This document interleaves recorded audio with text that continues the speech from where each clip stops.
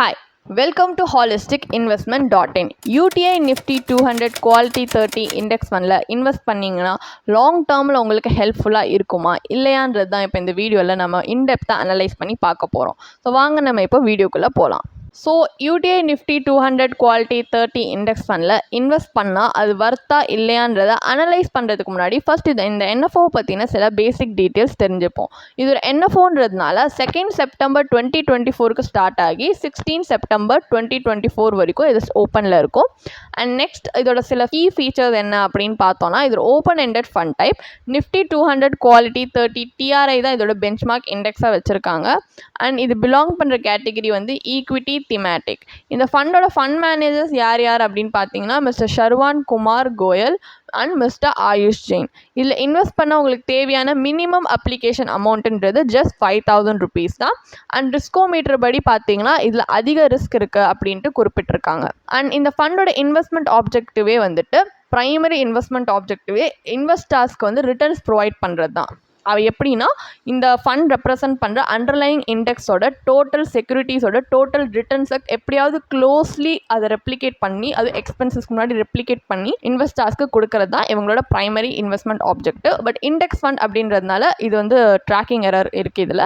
So இதையும் நம்ம consider பண்ணணும். ஸோ நிஃப்டி 200 குவாலிட்டி 30 இண்டெக்ஸ் பற்றி நம்ம இப்போ தெரிஞ்சுப்போம். இந்த ஃபண்டை நம்ம தெரிஞ்சுக்கிட்டோம். ஸோ இப்போ இந்த ஃபண்ட் ரெப்ரசென்ட் பண்ணுற இண்டெக்ஸை நம்ம கொஞ்சம் தெரிஞ்சுப்போம். So Nifty 200 quality 30 index include பண்ணுறது டாப் 30 கம்பெனிஸ், அதுவும் அதோட பேரண்ட் இண்டெக்ஸ், அதாவது நிஃப்டி 200 இண்டெக்ஸில் இருக்கிற டாப் 30 கம்பெனிஸை இன்க்ளூட் பண்ணியிருக்காங்க. இது எப்படி செலக்ட் பண்ணியிருக்காங்கன்னா அதோட குவாலிட்டி ஸ்கோர் பேஸ் பண்ணி. ஸோ ஒவ்வொரு கம்பெனியோட குவாலிட்டி ஸ்கோரும் எப்படி டிட்டர்மைன் பண்ணியிருக்காங்கன்னா return on equity, financial leverage and earning growth variability, இது எல்லாமே இந்த லாஸ்ட் 5 இயர்ஸில் அனலைஸ் பண்ணி இந்த கம்பெனிஸோட குவாலிட்டி ஸ்கோரை வந்து டிட்டர்மைன் பண்ணி சூஸ் பண்ணியிருக்காங்க. ஸோ இந்த ஒவ்வொரு ஸ்டாக்கோட வெயிட்டுமே கூட வந்துட்டு quality score and free float எம்கேப்போட ஸ்கொயர் ரூட் வச்சு தான் டிரைவ் பண்ணியிருக்காங்க. இந்த ஸ்டாக் வெயிட் வந்து ஒவ்வொருத்துலையும் 5% கேப் பண்ணியிருக்காங்க. அண்ட் இந்த இண்டெக்ஸை நம்ம வெரைட்டி ஆஃப் பர்பஸ்க்கும் யூஸ் பண்ணலாம். Like bench marking, index fund create பண்ணுறதுக்கு, இடிஎஃப், அதர் ஸ்ட்ரக்சர் ப்ராடக்ட்ஸ் நிறைய விஷயத்துக்கு நம்ம இது யூஸ் பண்ணலாம். இப்போ இந்த இண்டெக்ஸில் என்ன செக்டார்ஸ் ரெப்ரசென்ட் பண்ணியிருக்காங்கன்றதை பார்ப்போம். Information technology, FMCG, consumer durables, capital goods, oil case and consumable fuels, automobile and auto components, health care, chemicals, textile, financial services, consumer services, media, entertainment and publication. So இத்தனை sectors வந்து represent பண்ணியிருக்கு இந்த இண்டெக்ஸில். And IT செக்டாரில் தான் அதிக weightage கொடுத்துருக்காங்க, 28.99%. இதில் media, entertainment and பப்ளிகேஷனுக்கு 1.06% weightage கொடுத்து இதில் தான் கம்மியான வெயிட்டேஜ் கொடுத்துருக்காங்க. அண்ட் இது ரெப்ரசென்ட் பண்ணுற டாப் 10 ஹோல்டிங்ஸ், அதாவது டாப் 10 கம்பெனிஸ் என்னன்னு பார்த்தோம்னா Infosys limited, ITC limited, Tata consultancy services limited, HCL technologies limited, coal India limited, Hindustan Unilever limited, Asian Paints limited, Nestle India limited, Colgate Palmolive India limited, Britannia industries limited. இதில் வந்து highest weightage Infosys லிமிடெட்க்கு கொடுத்துருக்காங்க. Top first கம்பெனியாக தான் அதில் 5.59% கொடுத்துருக்காங்க. இதே top 10th company வந்து பிரிட்டானியா இண்டஸ்ட்ரீஸ் லிமிடெட் 4.32% வெயிட்டேஜ் கொடுத்துருக்காங்க. இதில் வந்து இண்டெக்ஸோட ரிட்டர்ன்ஸ் ஜூலை 31 வரைக்கும் இது வரைக்கும் எவ்வளோ வந்திருக்கு அப்படின்னு பார்த்தோம்னா 1 இயரில் 41.47, 5 இயர்ஸில் 21.88 அண்ட் சின்ஸ் இன்செப்ஷன் 19.46% ரிட்டர்ன்ஸ் கொடுத்துருக்கு. நீங்கள் இண்டெக்ஸோட கிராஃபே பார்த்தீங்கன்னா லாங் டேர்மில் இது நல்லா கன்சிஸ்டண்டாக நல்லாவே பெர்ஃபார்ம் பண்ணியிருக்கு. ஷார்ட் டேர்ம் கம்பேர் பண்ணால் ஷார்ட் டேர்மில் சில டிப்ஸ் இருக்குது, பட் லாங் டேர்மில் ஓவராலாக பார்த்தோன்னா நல்லாவே கன்சிஸ்டண்ட்டாக இது பர்ஃபார்ம் பண்ணியிருக்கு. இப்போ இந்த என்எஃப்ஓ பற்றின இந்த இண்டெக்ஸ் பற்றின பேசிக் டீட்டெயில்ஸ் நம்ம தெரிஞ்சுக்கிட்டோம். ஸோ இப்போ இதில் இன்வெஸ்ட் பண்ணால் வர்த்தா இல்லையான்றதை நம்ம எப்படி தெரிஞ்சுக்க போகிறோம்னா நம்ம இதில் இன்வெஸ்ட் பண்ணால் என்ன மாதிரியான அட்வான்டேஜஸ் அண்ட் டிஸ்அட்வான்டேஜஸ் இருக்குன்றதை தான் இப்போ அனலைஸ் பண்ணி நம்ம பார்க்க போகிறோம். ஸோ ஃபர்ஸ்ட் வந்து அட்வான்டேஜஸ்லேருந்து ஸ்டார்ட் பண்ணலாம். இதோட one of the major advantage இந்த ஃபண்டில் அப்படின்னு சொன்னோம்னா குவாலிட்டி ஃபோக்கஸ்ட் போர்ட்ஃபோலியோ. இந்த ஃபண்டில் வந்து நிஃப்டி 200ஓட டாப் 30 கம்பெனிஸை தான் இது டார்கெட் பண்ணுது, அதுவும் குவாலிட்டி மெட்ரிக்ஸ் பேஸ் பண்ணி. ஸோ இந்த ஃபர்ம்ஸ்லாம் பார்த்தீங்கன்னா ஸ்ட்ராங் ஃபினான்ஷியல், லோ டெப்ட், ஸ்டேபிள் ஏர்னிங் இருக்கிற ஃபர்ம். ஸோ இது ஒரு லாங் டேர்ம் இன்வெஸ்ட்மெண்ட், அதுவும் எஸ்பெஷலி ரிஸ்க் அவ்வளோவா எடுக்க விரும்பாத இன்வெஸ்டர்ஸ்க்கு இது ஒரு கிரேட் ஆப்ஷனாக இருக்கும். அண்ட் இன்னொன்று லோ எக்ஸ்பென்ஸ் ரேஷியோ.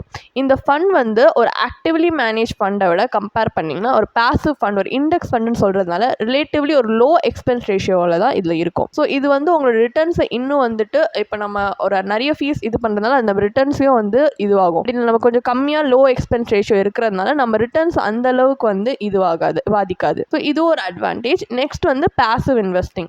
ஒரு இண்டெக்ஸ் ஃபண்ட் அப்படின்றதுனால இது ஒரு பாசிவ் இன்வெஸ்ட்மெண்ட் ஸ்ட்ராட்டஜி தான் ஃபாலோ பண்ணுது. அதுவும் எஸ்பெஷலி நிஃப்டி 200 குவாலிட்டி 30 இண்டெக்ஸோட பர்ஃபார்மன்ஸை தான் ட்ராக் பண்ணுறதுனால கான்ஸ்டன்ட் மானிட்டரிங் பண்ணணும், இல்லை வந்துட்டு ஹியூமன் பயாசஸோட இம்பாக்டை ரெடியூஸ் பண்ணுறது எல்லாமே இதில் ஒரு ஃபேக்டராக இருக்குது. ஸோ ஒரு பாசிவாக நம்ம இன்வெஸ்ட் பண்ணுறதுனால அது கான்ஸ்டண்ட்டாக மானிட்டர் பண்ணணுன்றது அவசியம் இல்லை. அண்ட் ஹியூமன் பயாசஸோட இம்பாக்ட்டும் இது ரெடியூஸ் பண்ணி கொடுக்குது. அண்ட் நெக்ஸ்ட் பாயிண்ட் அப்படி பார்த்தோம்னா டைவர்சிஃபிகேஷன் அக்ராஸ் செக்டார். இந்த ஃபண்ட் வந்து மல்டிபிள் செக்டார்ஸ்க்கு வந்து எக்ஸ்போஷர் கொடுக்கறதுனால நம்மளுக்கு செக்டார் ஸ்பெசிஃபிக்காக டவுன் டவுன் வருது பார்த்தீங்களா, அது அசோசியேட்டடாக ரிஸ்க் வந்து ரெடியூஸ் பண்ணுறதுக்கு ஹெல்ப் பண்ணுது. அதே நேரத்தில் குவாலிட்டி ஸ்டாக்ஸில் ஃபோக்கஸ் பண்ணுறதுக்கும் மெயின்டைன் பண்ணுறதுக்கு ஹெல்ப் பண்ணுது. இந்த மாதிரி வந்து டிஃப்ரெண்ட் செக்டார்ஸ்க்கு டைவர்சிஃபிகேஷன் இருக்கிறது ஒரு மேஜர் அட்வான்டேஜ் அப்படின்னு சொல்லலாம். And finally long term growth potential. இந்த ஃபண்ட் வந்து ஒரு ஸ்ட்ராங் ஃபண்டமெண்டல்ஸ் இருக்கிற கம்பெனிஸில் இன்வெஸ்ட் பண்ணுறதுனால இந்த ஃபண்ட்க்கு வந்து சாலிடாக நல்ல ரிட்டர்ன்ஸ் லாங் டேர்மில் கொடுக்கறதுக்கு, அது எஸ்பெஷலி மார்க்கெட் ரிகவரி பீரியடில் கொடுக்கறதுக்கான பொட்டன்ஷியல் இருக்குது. இந்த மாதிரியும் நிறைய அட்வான்டேஜஸ் இந்த ஃபண்டில் இருக்குது.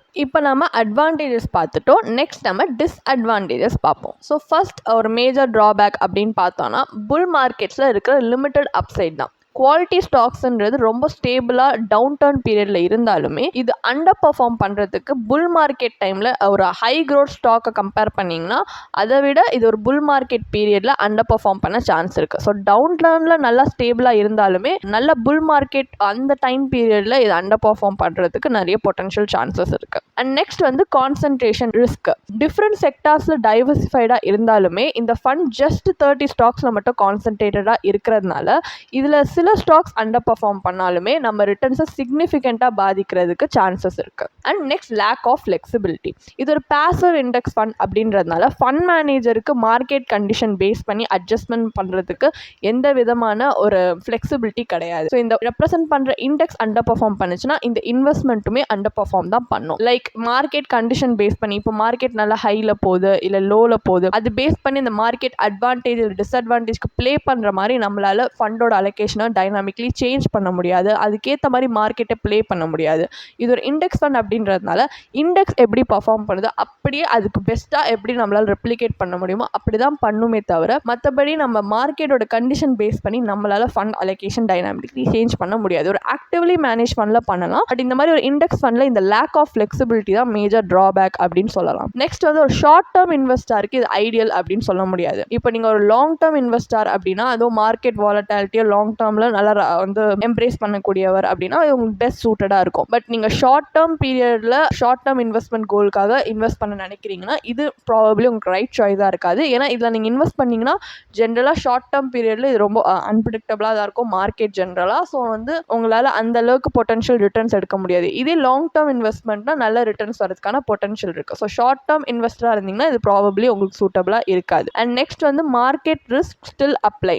இந்த ஃபண்ட் குவாலிட்டியாக ஃபோக்கஸ் பண்ணாலுமே அதனால மார்க்கெட் ரிஸ்க் எல்லாமே எலிமினேட் ஆகிடாது. Economic downturn and broader market correction ஏதாவது நடந்துச்சுன்னா அப்போது இந்த ஃபண்டோட பர்ஃபார்மன்ஸில் இம்பாக்ட் பண்ணுறதுக்கு நிறைய சான்சஸ் இருக்குது. ஸோ ஃபைனலி எஸ்பெஷலி அதுவும் வந்துட்டு ஒரு இண்டெக்ஸ் ஃபண்ட் அப்படின்றதுனால இதில் வந்து நம்மளால் ஒரு கால்குலேட்டட் ரிஸ்க் கரெக்டாக எடுக்க முடியும்னு சொல்ல முடியாது. ஏன்னா நம்ம இண்டெக்ஸோட பர்ஃபார்மன்ஸ் மட்டும் தான் பார்க்குறோம். ஒரு ஆக்டிவ் மேனேஜ் பண்ணால் அவங்க ஒவ்வொரு இண்டிவிஜுவல் ஸ்டாக்ஸோட இண்டிவிஜுவல் அனலைசிஸ் பண்ணி பெஸ்ட் சூஸ் பண்ணுவாங்க. பட் இந்த இண்டெக்ஸ் ரெப்ரசென்ட் பண்ணுற ஒவ்வொரு ஸ்டாக்ஸையும் நம்ம அனலைஸ் பண்ண மாட்டாங்க.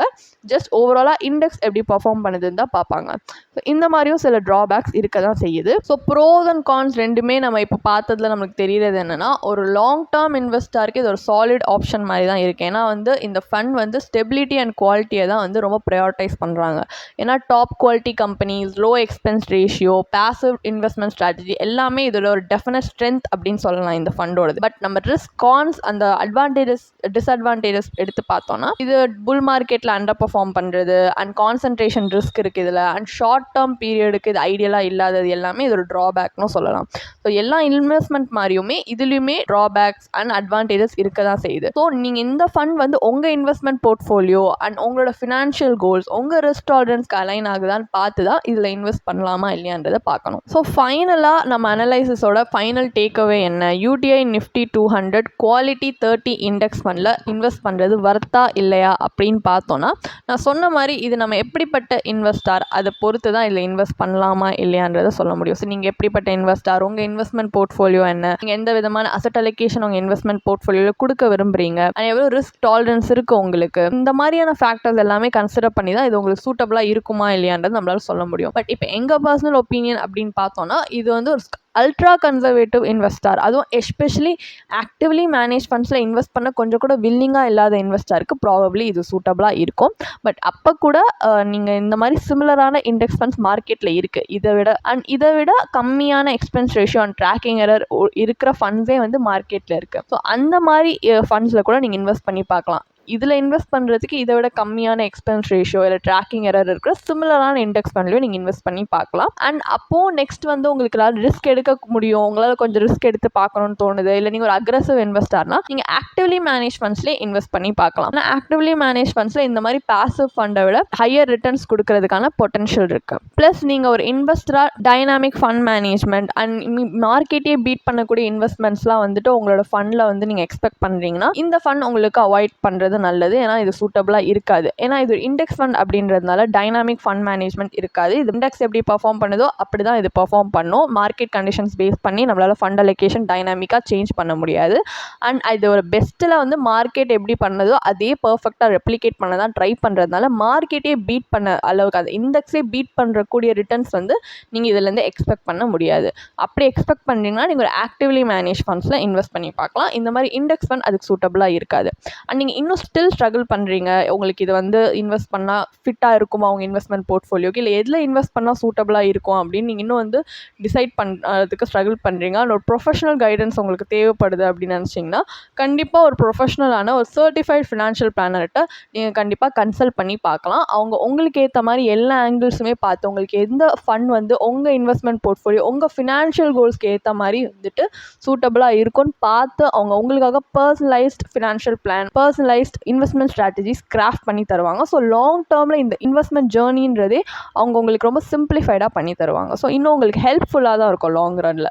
ஸோ கண்டிப்பாக ஒரு ப்ரொஃபஷனல் கைடன்ஸோட கூட நீங்கள் இன்வெஸ்ட் பண்ணி பார்க்கலாம். உங்களுக்கு இதே மாதிரி ப்ரொஃபஷனல் கைடன்ஸ் தேவைப்படுது, இல்லை ஒரு ஃபினான்ஷியல் இல்லை இன்வெஸ்ட்மெண்ட் டிசிஷன் எடுக்கிறதுக்கு ஒரு ப்ரொஃபஷனல் ஃபினான்ஷியல் பிளானர் ஹெல்ப் பண்ணாங்கன்னா நல்லாயிருக்கும்னு யோசிச்சிங்கன்னா எங்களோட ப்ரொஃபஷனல் ஃபினான்ஷியல் பிளானரோட ஒரு 1-on-1 காம்ப்ளிமெண்ட்ரி கன்சல்டேஷனை நீங்கள் புக் பண்ணியிருக்கலாம். அதுக்கான லிங்க் நாங்கள் டிஸ்கிரிப்ஷனில் கொடுத்துருக்கோம். ப்ளஸ் நாங்கள் ரெகுலராக ஃப்ரீயாகவே லைவ் வெபினார்ஸ் கண்டக்ட் பண்ணுறோம். இந்த வெபினார்ஸில் நீங்கள் வந்து இன்வெஸ்ட்மெண்ட் இல்லை ஃபினான்ஷியல் இன்சைட்ஸை இந்த ஃபினான்ஸ் இண்டஸ்ட்ரியோட லீடிங் எக்ஸ்பர்ட்ஸ் மூலியமாகவே டேரெக்டாக கற்றுக்கலாம். ஸோ அதுக்கான ரிஜிஸ்ட்ரேஷன் லிங்க்கும் நாங்கள் டிஸ்கிரிப்ஷனில் கொடுத்துருக்கோம். உங்களுக்கு இந்த வீடியோ பிடிச்சிருந்துச்சுன்னா கண்டிப்பாக லைக் பண்ணுங்கள், சப்ஸ்கிரைப் பண்ணுங்கள். ஸோ நாங்கள் இன்னும் நிறைய ஃபினான்ஷியலி பெனிஃபிஷியல் கண்டென்ட்டோட உங்களை திரும்பி நெக்ஸ்ட் வீடியோவில் சந்திக்கிறோம். ஸோ இந்த வீடியோ பார்த்ததற்கு மிக்க நன்றி.